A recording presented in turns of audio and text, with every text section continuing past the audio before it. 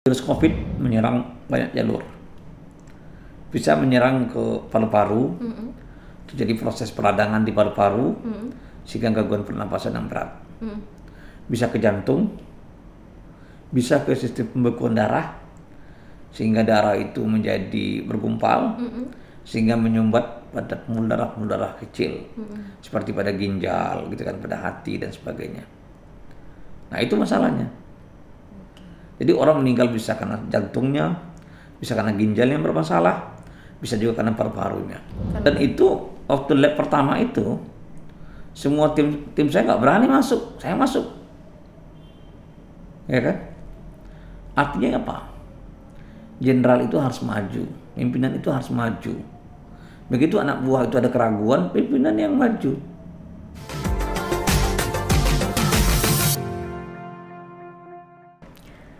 Kofesia Podcast Warna-Warni Indonesia. Kali ini saya Febri Anita akan ngobrol-ngobrol selalu dengan Dr. Andani Eka Putra. Hari ini kita bakal bahas-bahas mengenai virus, kemudian juga vaksin. Nah ini juga banyak beredar hoax yang akan juga kita konfirmasi langsung dengan Dr. Andani apakah ini benar atau enggak gitu. Selamat malam dokter. Malam Pak Febri. Gimana? Waalaikumsalam warahmatullahi wabarakatuh. Gimana kabarnya, sehat? Alhamdulillah sampai sekarang masih. Alhamdulillah baik. Sehat ya dok ya. Saya pakai masker ya. Oh iya nggak apa-apa. Karena dokter juga kemarin dari luar kota ya dok ya? Jakarta saya.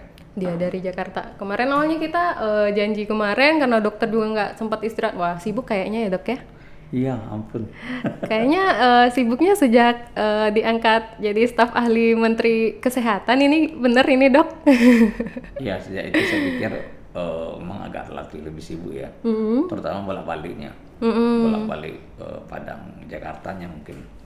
Kemudian juga rapat yang agak padat jadwalnya gitu. Ya, gimana rasanya setelah jadi staf ahli ditunjuk oleh Menteri Budi ini? Kalau saya rasa itu beda ya.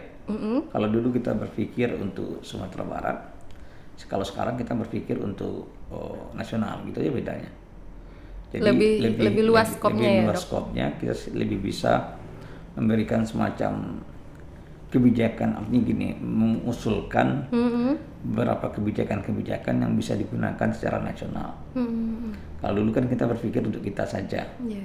Nah kalau sekarang kita bisa berpikir secara lebih luas, gitu aja bedanya.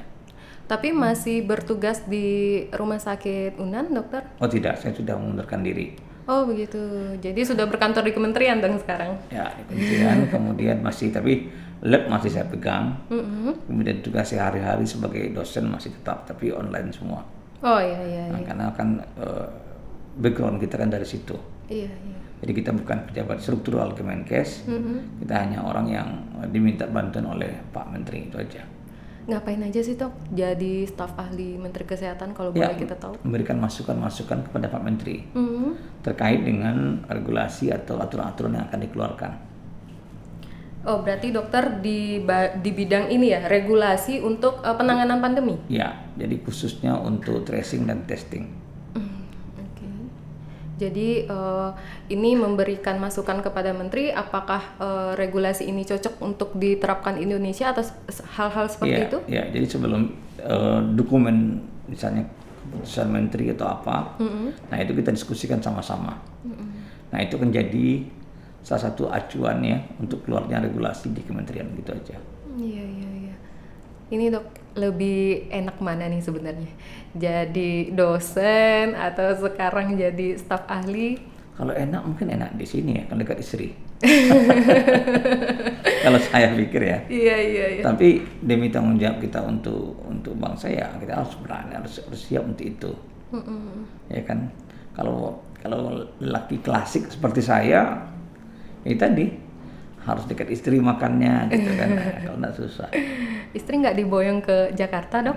Nggak bisa. Nggak bisa. Karena anak-anak masih di sini. Tapi berarti bolak-balik Jakarta Padang sekarang ya dok ya? Ya mungkin sekali seminggu atau sekali 2 minggu. Ini juga kita dengar-dengar nih dok, ada fun fact bahwasanya dokter pernah berkeinginan untuk menjadi wartawan, benar nggak ini dok? Oh iya. Jadi saya jadi freelance ya sekitar tahun 92, 94, 95 itu jadi freelance saya tuh. Kemudian begitu saya tamat kuliah, sekitar 97 itu saya bikin surat lamaran ya untuk jadi wartawan Singgalang. Oh iya. Saya ajukan lamaran saya ke Singgalang. Itu pakai ijazah saya tuh. Ijazah dokter mungkin Pak Adi Bermasa waktu itu pimpinan redaksinya. Mungkin beliau pasti heran juga tuh. Kenapa ada dokter yang melawannya? Karena saya ketua majalah kampus, pimpinan redaksi, pimpinan umum. Begitu. Ya. Jadi passion saya itu di situ.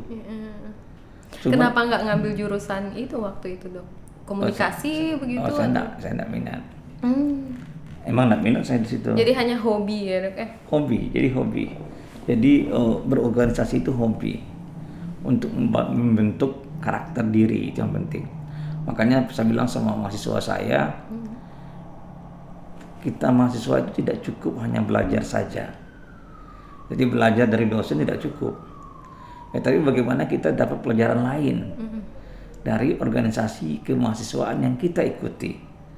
Apakah itu organisasi intrakampus ataupun organisasi ekstra kampus, terserahlah gitu kan. Ya, misalnya ikut badan eksekutif mahasiswa gitu kan. Atau ikut DLM atau apa gitu, atau ikut organisasi-organisasi di bawah itu, misalnya kelompok pencinta alam, kelompok keagamaan, terserah lah gitu kan. Yang penting ikuti. Ya, kemudian ya ekstra kampus juga boleh. Mau ikut pemuda Muhammadiyah atau Ansor atau HMI atau apa atau PPI Semarang lah. Intinya adalah kegiatan intrakampus akan membentuk karakter kita di lingkungan kita.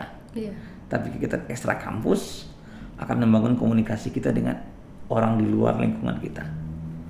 Itu berbeda tuh hasilnya. Secara tidak langsung, apakah ini yang membentuk dokter hingga seperti sekarang? Iya, pasti. Ya, jadi apa yang saya lakukan pada waktu kuliah dulu, itu yang saya dapatkan sekarang. Itu idealisme masalah itu dari umumnya dari lingkungan luar kampus tuh. Jadi ini tadi ketika kita di kampus juga harus ikut organisasi, itu poinnya. Iya, itu poinnya. Jadi saya masih ingat ya, misalnya saya rapat organisasi, tapi saya bawa buku karena guru saya ngajarkan gini, pokoknya baca, walaupun ingat satu baris itu udah hebat. Naik angkot baca buku, ya kan? Dapat 2 baris, udah bagus, ya kan? Guru saya malah bilang, ke kamar mandi kan bawa buku, nanti dapat 2 baris kan udah cukup. Nah itu yang selalu disampaikan. Saya masih ingat tuh guru saya ngasih itu, membaca. Nah itu. Ini kan dokter hobi menulis berarti ya, Dok, dengan... Dulu iya, tapi sekarang udah kacau semua. Saya lagi berpikir mungkin minggu pertama puasa ini saya bisa meluncurkan tulisan saya sekian buah. Iya. Nah, ini obsesi saya. Kalau tulisannya udah selesai boleh dikirim ke sini, Dok. Itu pikiran saya sekarang. Mungkin saya nulis ya, saya bilang. Dok, pernah bosan atau jenuh dengan profesi sebagai dokter, dan di lab juga pernah bosan nggak gitu, Dok? Enggak, saya bukan tipikal orang yang jenuh. Ya, saya bukan tipikal itu. Saya betah bekerja berjam-jam ya untuk pekerjaan yang sama. Saya tidak masalah, asal saya suka, ya kan. Dan di lab itu dinamis, kita bisa bergerak kemana saja. Nah itu dinamis. Sebagai dosen juga begitu. Berarti di lab tidak membosankan dengan arti pekerjaannya menyenangkan begitu, Dok? Ya, karena cita-cita kita kan bukan memeriksa COVID ini. Oh iya. Target kita bukan ini, target kita itu adalah kita menghasilkan produk-produk misalnya terkait dengan COVID boleh. Produk-produk terkait dengan diagnostik ya. Dan macam-macam yang lain, boleh, enggak masalah. Jadi kita berimprovisasi untuk itu. Nah itu yang apa ya, yang berkembang kita di lab selama ini begitu. Saya selalu memikirkan apa yang kita lakukan. Yang terbaru kita sudah berhasil menganalisis sekitar 110 isolat whole genome sequencing. Jadi kita melihat variasi virus yang ada di Sumatera Barat. Nah, kita dapat gitu.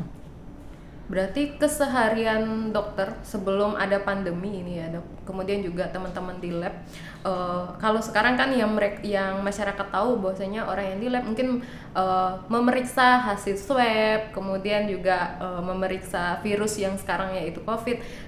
Keseharian sebelum pandemi ini datang seperti apa dok? Kan di rumah sakit ya? Iya. Sebagai Ngapain direksi, sebagai direksi rumah sakit, sebagai itu, salah satu direktur, ya kan. Kemudian saya juga di lab ya, sebagai peneliti dan membimbing mahasiswa saya S2, S3, S1. Kemudian juga jadi ketua penjaminan mutu waktu itu di fakultas, ketua transfer teknologi office dari LPPM-nya UNAN. Saya rasa cukup apa ya, dan salah satunya juga waktu itu saya sebelum pandemi ini adalah medical research advisor-nya di salah satu perusahaan BUMN. Jadi cukup mendingan lah menurut saya. Bukan mendingan lagi kalau sudah begitu. Nah, artinya gini, itu bagian dari proses ya, bagian dari proses kita, bagaimana caranya kita itu bergerak ke depan, ya, dengan target kita menghasilkan sesuatu untuk bangsa ini. Itu yang selalu saya pikirkan. Iya. Kalau ada tanggapan begini dok, bahwasanya Dokter Andani adalah yang diuntungkan dari adanya pandemi ini. Itu bagaimana dokter melihat? Ya, kalau saya katakan diuntungkan bisa saja. Tapi kalau saya katakan saya mengambil untung, tidak. Beda ya, diuntungkan ya. Aji mumpung. Kalau tidak, jadi kita bekerja. Tidak semua orang mau bekerja. Coba lihat, saya tanya, berapa banyak lab yang ada di Indonesia? Berapa yang bisa bekerja seperti labnya FK UNAN? Nggak ada. Ya, mengambil untung juga tidak. Berapa banyak dokter-dokter lab yang ambil untung? Dia buka juga swasta, dia terima sampel di swasta. Lebih banyak pasien swasta dibanding pasien di tempat dia. Itu kan ambil untung namanya tuh. Iya. Coba bayangkan kalau misalnya 30.000, 50.000 per sampel untuk tenaganya. Kalau pasiennya satu hari itu 500, berarti 15.000 sebulan. 50.000 untuk dia, kan 750 juta sebulan. Iya, lumayan ya dok ya. Lumayan. Dokter nggak tergiur dong. Kita tidak lakukan itu kan. Kan Sumatera Barat nggak ada begitu kita. Semuanya masih gratis kan. Nah, pernah swab di FK kan nggak ada bayar sama sekali. Jadi tidak ada, diuntungkan pasti. Apakah itu ambil untung? Tidak, ya kan? Ya, tidak ada sama sekali. Diuntungkannya seperti apa dok? Diuntungkannya karena sebenarnya kalau saya katakan diuntungkan itu kan usaha kita. Berarti ini tidak langsung ajang membuktikan. Contoh gini ya, ini perang. Oke. Perang ya. Kemudian si orang tentara ini membunuh banyak orang. Saya tanya, apakah dia diuntungkan atau tidak? Diuntungkan. Kenapa dia diuntungkan? Dia mengambil untung atau tidak? Dia tidak ada diuntungkan. Tapi dia bukan diuntungkan di situ. Ya kan? Kita juga begitu. Kalau saya diuntungkan karena COVID, kenapa tidak semua orang juga diuntungkan karena COVID yang punya lab? Iya. Benar. Ya, tidak semua orang kan. Kenapa? Kita bukan diuntungkan. Kita dihargai karena apa yang telah kita lakukan. Berbeda kan? Ya. Kalau saya cuma periksa 100 sampel sehari, apakah saya akan dihargai? Ya enggak dok. Enggak mungkin saya dihargai, enggak mungkin. Ya, kalau kita cuma meriksa dengan sistem manajemen yang kacau balau, tidak rapi, tidak ada komunikasi kita dengan rumah sakit, dinas kesehatan, kita tidak akan dihargai orang. Tapi tadi dokter sempat bilang kan ada tuh yang mungkin dia buka lab di luar, lab swasta ya dok ya. Ini dokter pernah ditawarin seperti itu juga nggak dok? Pernah, banyak. Banyak ya dok? Saya hitung-hitung kalau saya buka itu paling tidak 300 juta sebulan. Kenapa tidak tergiur dok? Kan tidak mencari untung. Bahasanya itu aja. Kita tuh nolong. Jadi kita tuh cuma saya sampaikan ke tim saya, kita tuh menolong di sini. Bukan mencari untung. Kalau ada untung ya itu nasib kita, rezeki kita lah gitu. Tapi bukan cari untung. Kalau kita jadi terkenal itu bukan apa ya? Ya itu takdir, menurut saya itu takdir saja karena kita berusaha maksimal. Kalau saya periksa 1000 atau saya periksa cuman 50 sehari atau 200 sehari, apakah saya akan terkenal? Enggak juga ya, Dok. Tidak akan bakalan terkenal saya. Tidak akan bakalan terkenal saya. Ya kan? Nggak akan jadi staf ahli juga sekarang. Jadi konsepnya itu adalah begini. Kalau mau terkenal, ya, mau terkenal, bekerjalah yang serius. Terkenal itu bukan karena kita memposting pekerjaan kita, bukan kita mempublikasikan apa yang kita kerjakan, tapi karena orang tahu dan orang melihat yang kita kerjakan, dan orang menghargai itu. Itu berbeda. Saya nggak pernah posting Facebook, ya ada saya tuh.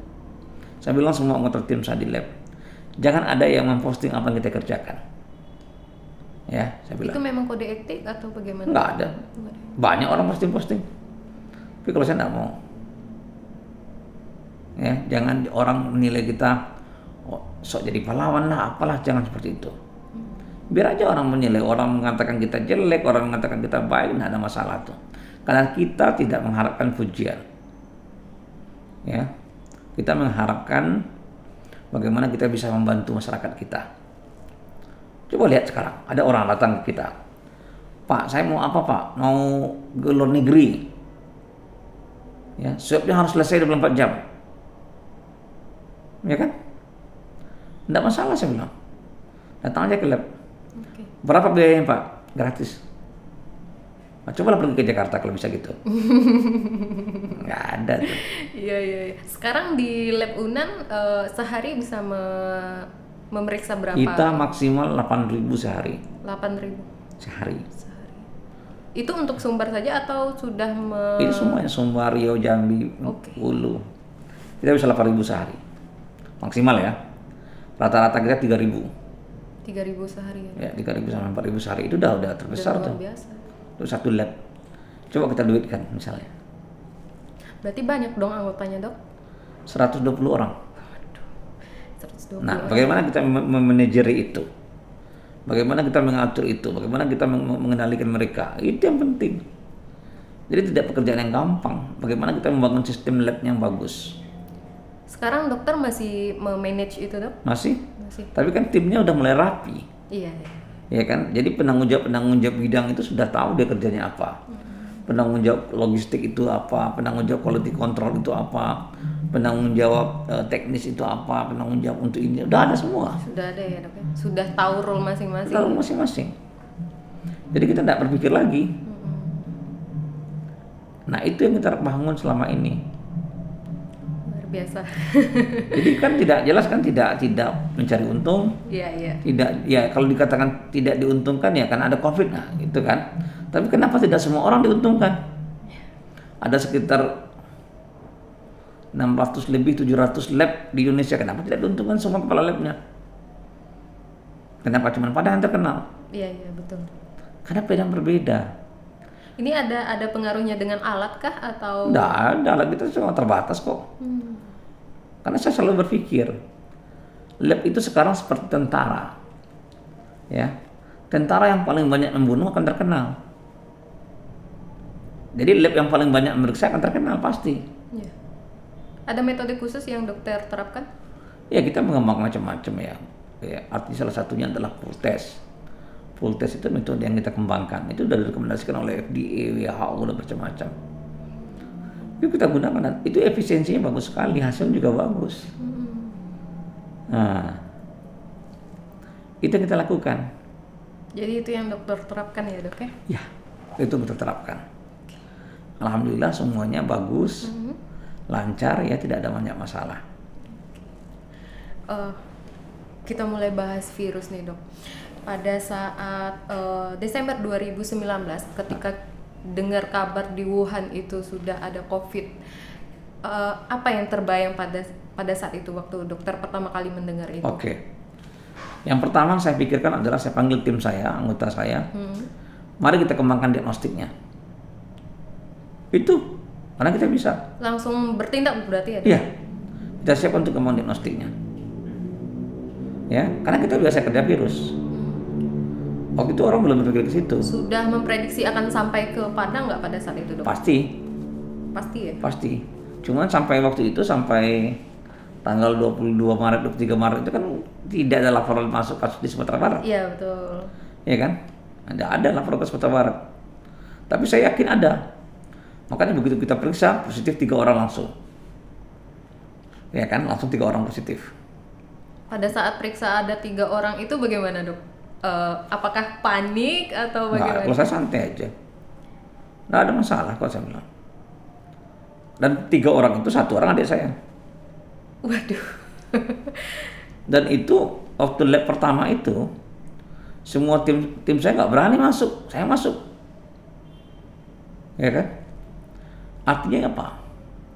Jenderal itu harus maju, pimpinan itu harus maju. Begitu anak buah itu ada keraguan, pimpinan yang maju. Jangan takut. Orang bilang maju, udah umur saya kan dapat 48. Diabetes lagi kan. Kenapa juga maju? Tidak bisa, kita harus berikan contoh pada anak buah kita, pada tim kita bagaimana bekerja itu. Tapi kan pada saat itu ketika kita mendengar seseorang positif tidak sesantai sekarang pada saat itu loh, Dok. Oh iya, tapi saya santai aja. Tidak ada masalah saya bilang.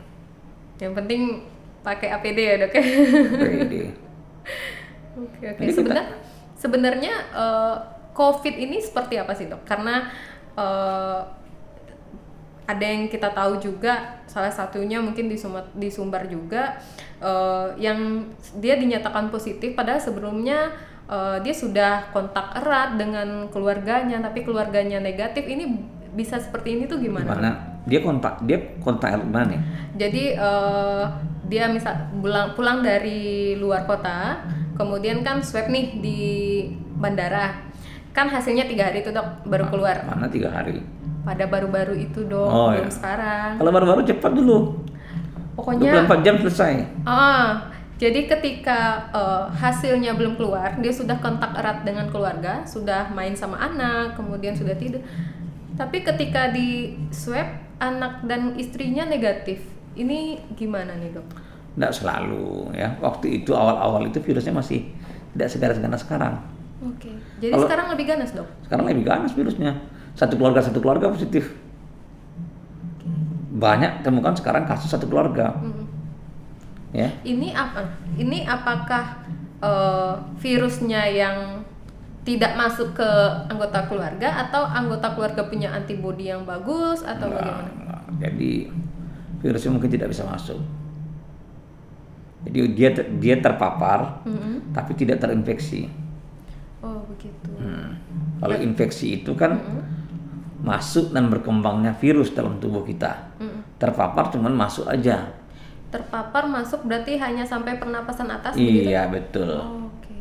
Tapi kalau dia masuk dan berkembang biak, nah itu namanya terinfeksi lagi. Kalau yang hasil swab itu berarti yang dicek sampai ke dalam dia sudah terinfeksi atau terpapar saja atau bagaimana, Dok? Bukan, hidung bagian dalam kita cek. Kalau ada virusnya ya tumbuh berkembang gitu kan, jumlahnya cukup gitu ya, itu positif. Kalau hanya terpapar tidak terinfeksi? Nggak ada gitu, pasti negatif dia.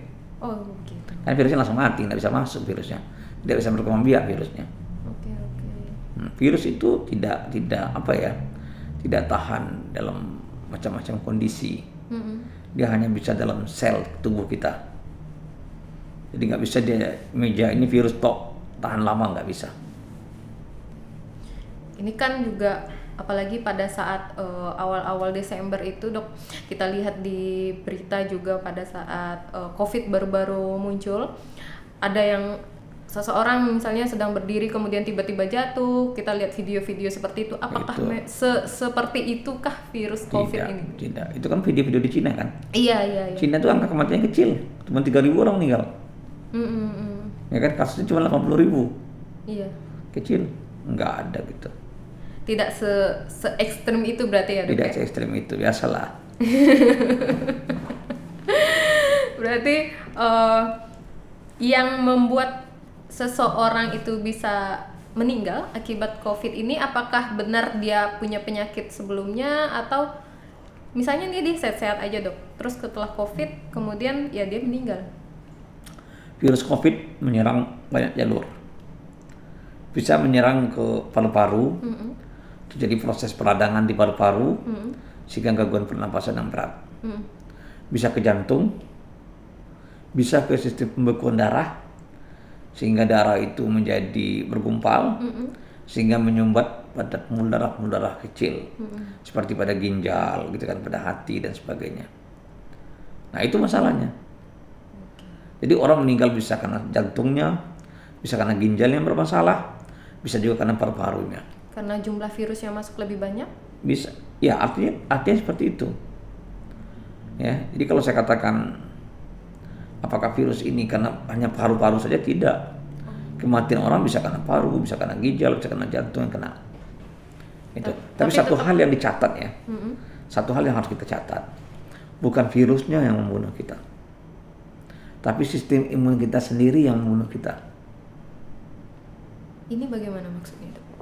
Jadi gini, kalau misalnya suatu daerah ada teroris, ya kan, bersembunyi di suatu desa, oleh negara, desa itu dibom, ya kan, diserang habis-habisan, maka terorisnya mati, warganya juga mati. Warga juga mati.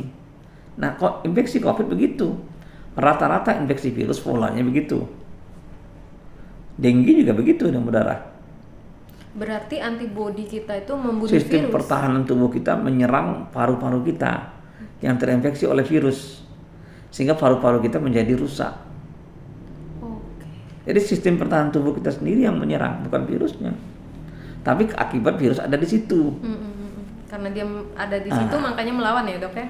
Nah, jadi hati-hati kita bisa mengatakan, wah, sistem imun yang bagus itu di awal. Tapi begitu pasien itu sudah kondisinya berat, tahu obat yang paling banyak digunakan sekarang? Mengurangi, menekan sistem imun. Oh begitu. Oh begitu. Pasien di rumah sakit dikasih obat untuk menekan sistem imun. Bukan meningkatkan sistem imun berarti? Bukan. Ini saya Ya baru kan? tahu, Dok. Maka dikasih steroid. Kalau dulu dikasih kloroquine.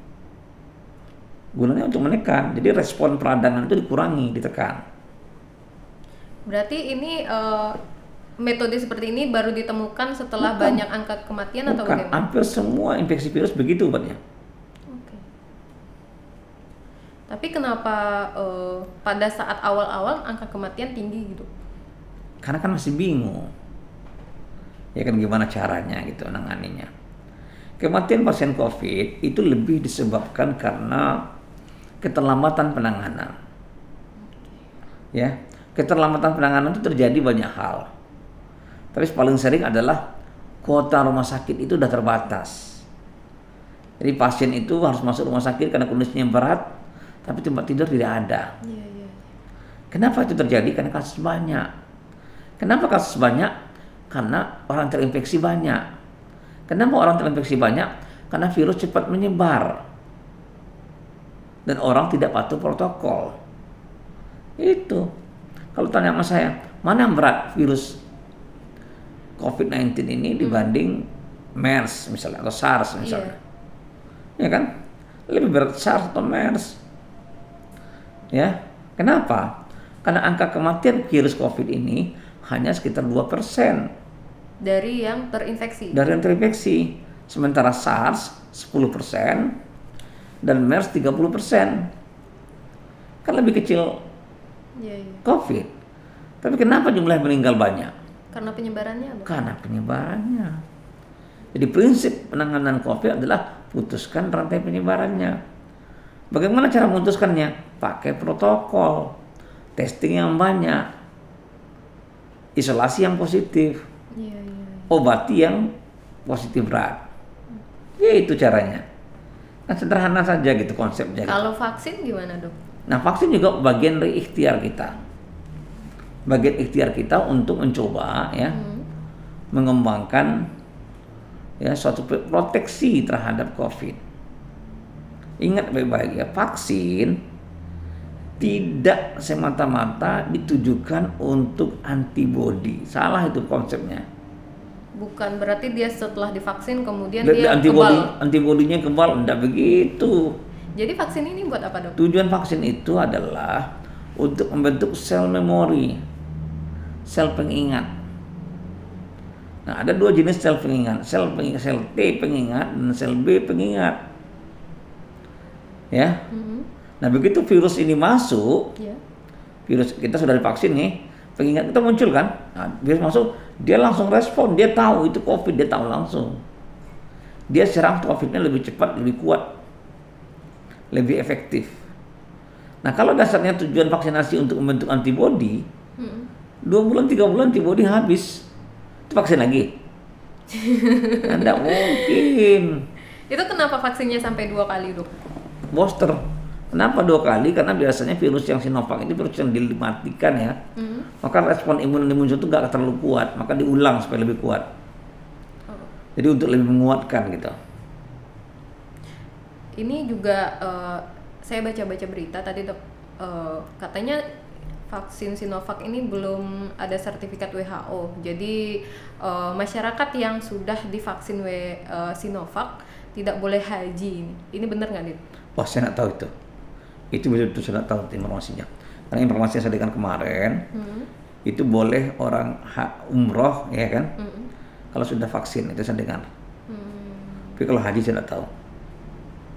Tapi benar sudah disertifikat WHO atau bagaimana Sinovac ini, Dok? Turki juga pakai Sinovac. Tapi Indonesia sudah ada sertifikat WHO-nya belum ya? Sertifikat WHO bukan Indonesia, tapi pabrik Sinovac-nya yang sertifikat WHO. Tapi Turki pakai Sinovac juga kok. Berarti Turki juga belum di vaksinnya di Turki itu juga sudah di WHO atau belum? Sama lah, artinya sama. Ya kan, jadi vaksinnya itu sama. Kalau di Indonesia belum, ya Turki juga belum. Karena itu kan terhubungan dengan pabriknya di Cina, bukan dengan Turki Indonesia-nya. Oke. Kemudian kan sekarang juga masyarakat masih ada ragu-ragu nih, Dok, pakai vaksin. Karena takut efek sampingnya begini. Ini dokter gimana melihat itu, Dok? Saya vaksin nomor 5 di Sumatera Barat. Saya penderita diabetes. Kemarin juga tensi saya agak sedikit tinggi. Tapi saya santai aja, nggak ada masalah kok. Nggak ada masalah sekarang ya, Dok ya? Waktu itu juga tidak masalah. Setelah vaksin pertama, saya nyetir mobil sendiri ke Solo Selatan sekitar 500 kilo, nggak ada masalah. Vaksin kedua, saya bekerja sampai jam 4 pagi, nggak ada masalah. Aman-aman aja. Aman ya, aja. Jadi mungkin masyarakat perlu diyakinkan sama dokter langsung nih, Dok. Bahasa sederhana saja, jangan lebay. Kenapa tidak ribet waktu vaksin meningitis? Waktu mau umroh santai aja kita vaksin meningitis. Kenapa pada vaksin ini ribut? Kenapa ada ribut anak kita vaksin campak, vaksin polio, hepatitis, BCG? Kenapa ada ribut waktu itu? Nah, ini yang harus kita pahami bersama-sama. Apa sebenarnya yang terjadi di sekitar? Mungkin karena ada penyebaran hoax-nya kali, ya. Hoax itu. jadi rasa penolakan warga itu, masyarakat itu menyebabkan mereka tidak bisa berpikir jernih lagi. Begitu ada hoax, begitu ada informasi, ada 9 informasi bagus, baik, ya kan? 1 informasi jelek, yang jelek ini pakai. Kebiasaan nih biasanya, Dok.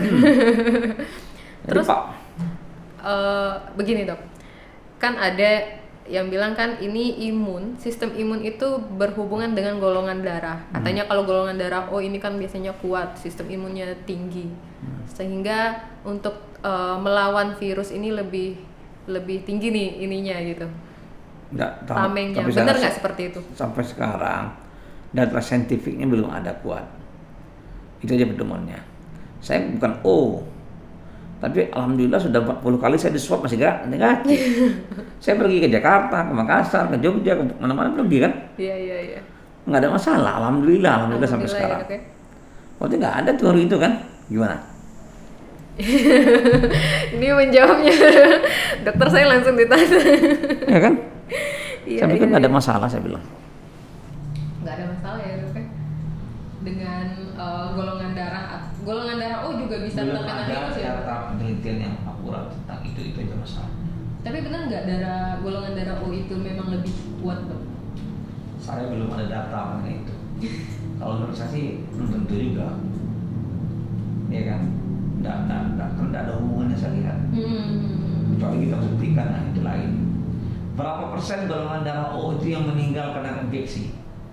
Nah itu baru bisa kita simpulkan. Iya. Oh ternyata orang golongan darah O itu dari 10.000 yang terinfeksi, 10 orang meninggal. Kalau golongan darah A dari 1.000 terinfeksi, ya kan, katakanlah 150 meninggal. Nah, kan beda tuh, beda jauh. Iya. Belum ada datanya ya dok? Belum. Kalau untuk virus yang sekarang juga lagi kita dengar ada virus E484K ini bisa dijelaskan nggak dok? Itu bukan virus, itu masih COVID. Oke. Bedanya Jadi, apa dok? Bedanya adalah mutasi pada 484K-nya.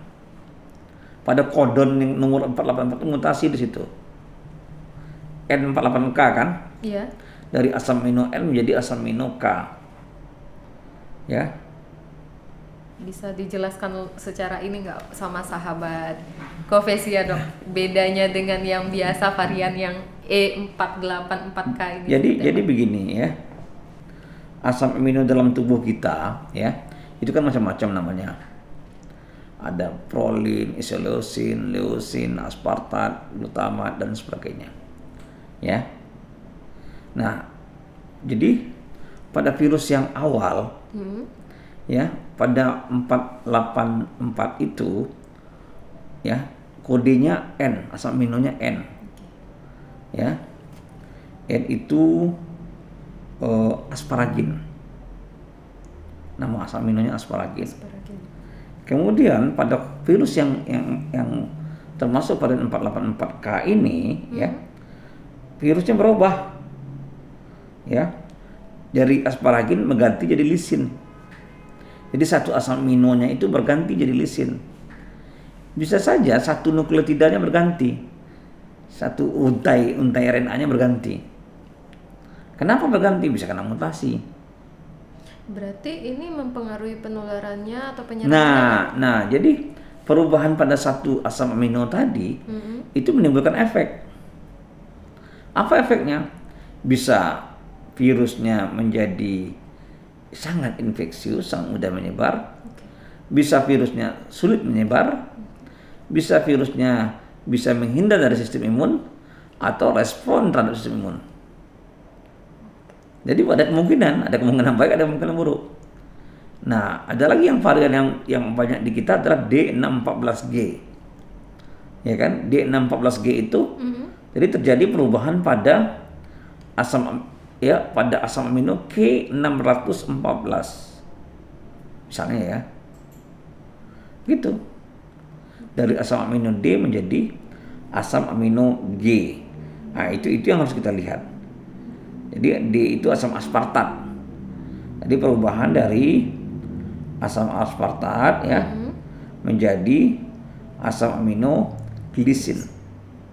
G itu glisin. Ya pada posisi 614. Ini sudah ada ditemui di Sumatera Barat belum dok? 90% Sumatera Barat itu. D614G. Kalau yang E484 ini? Belum ditemukan. Belum ya? Belum. Tapi sudah ada di Indonesia dok? Yang ada itu B117 kita, yang varian Inggris. Itu kan D614 varian Afrika. Kalau tidak salah ada satu kasus, saya belum bisa memastikan. Yang ada itu 10 kasus adalah B117. Ini lebih mengerikan lagi kayaknya ya. Bukan. Jadi ini. Jadi masalahnya adalah apakah virus ini akan lebih infeksius? Apakah menjadi kurang infeksius? Apakah bisa belum diteliti ya dok ya? Ya berikan respon imun yang bagus, apa tidak bagus? Apakah lebih menimbulkan kematian? Apakah kurang menimbulkan kematian? Nah itu kan belum tahu. Ya kan? Tapi satu hal yang pasti perubahan ini juga mengganggu efektivitas vaksin. Nah ya. Bisa saja dia makanya mari kita cepat-cepat divaksin. Ya kan, itu penting. Kalau seandainya dia sudah divaksin, ini kan ada juga beberapa kasus dok, dia sudah divaksin, besoknya malah positif. Nah ini gimana dok? Nggak ada hubungan. Dia bisa divaksin, waktu divaksin terinfeksi dia. Oke. Cuma belum di swab aja gitu ya dok? Bukan swab aja. Masalahnya sekarang kita injeksi di sini, kan virusnya di sini. Mana bisa virusnya untuk ke sini perginya? Nah ya, itu gimana cara kerja vaksin itu? Setelah dia disuntikkan di sini, ngapain sih si vaksin ini di dalam? Kan udah saya bilang tadi, tujuan vaksin itu membentuk sel pengingat atau sel memori.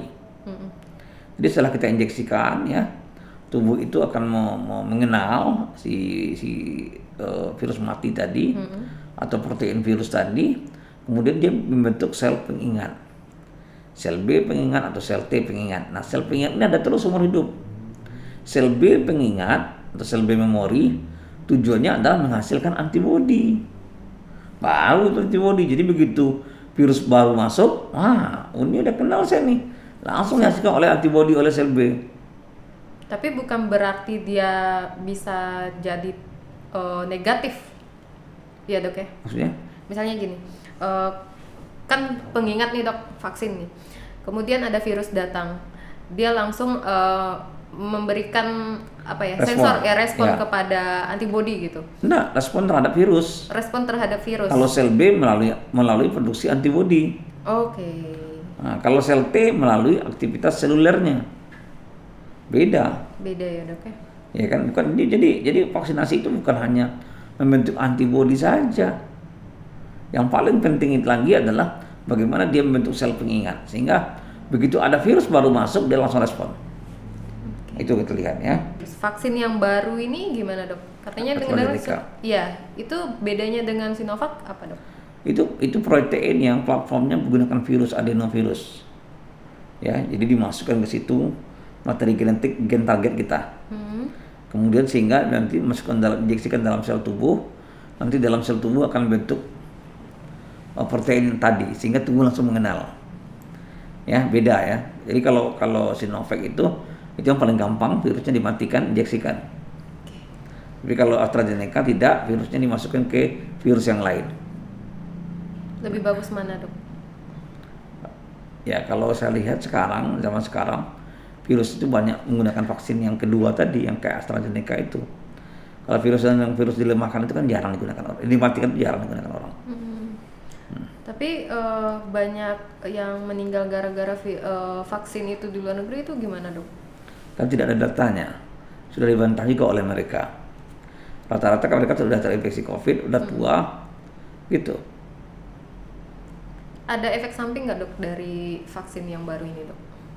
Sejauh ini belum ada laporan kan yang berat. Efek samping ringannya seperti apa dok? Ya misalnya gatal, mual-mual mungkin, ngantuk atau apalah gitu kan.